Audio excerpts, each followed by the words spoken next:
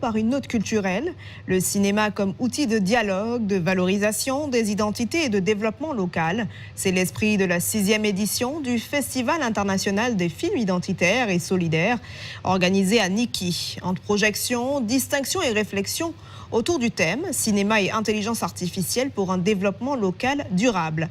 Retour sur les moments forts de l'événement avec Pedro Mansang-Bewa et Macléode Adam-Houssodi. Nous sommes à Niki, dans le département du Borgou. Le Festival international de films identitaires et solidaires s'y installe.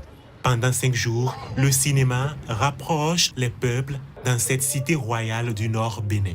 C'est pouvoir créer un cadre de rencontres, d'échanges et de formation entre jeunes, entre professionnels, entre passionnés, entre ceux-là qui ont à cœur vraiment les idéaux du cinéma.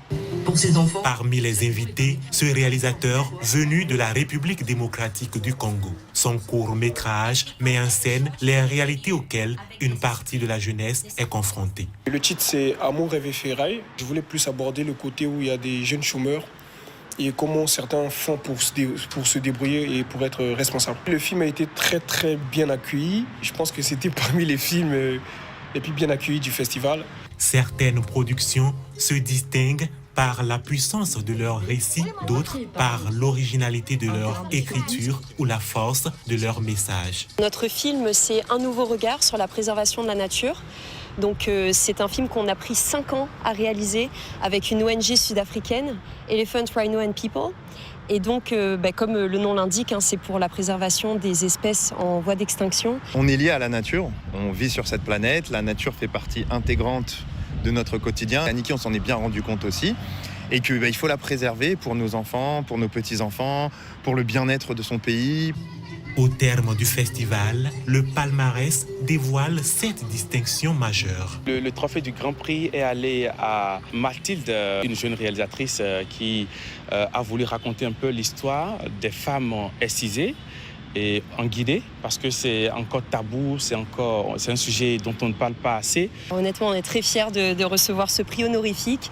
On repart avec ça en main, mais pas seulement pour nous, mais aussi pour l'association pour laquelle on l'a faite, puisqu'on voulait vraiment mettre en lumière des valeurs qui nous sont chères. C'était une surprise, parce que du coup, je n'étais pas au courant en arrivant là que je recevrais pour l'association et le réalisateur Daniel Saint-Jean un trophée de la reconnaissance. Participer à ce festival de documentaires, c'était quand même incroyable et riche de rencontres.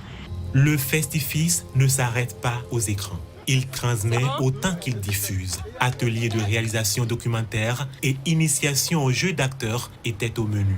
Il est important, quand on parle de culture, notamment de cinéma, qu'on puisse avoir des gens autour. On peut raconter notre histoire, on peut raconter notre quotidien, on peut raconter notre culture et donner envie aux gens de venir voir le Bénin, aux gens de venir faire des films ici au Bénin. Donc je pense que c'est ce que nous avons comme défi à relever et surtout permettre aux jeunes que nous formons de pouvoir faire véritablement carrière dans le domaine du 7e art. Cette année, 230 enfants sont initiés au numérique.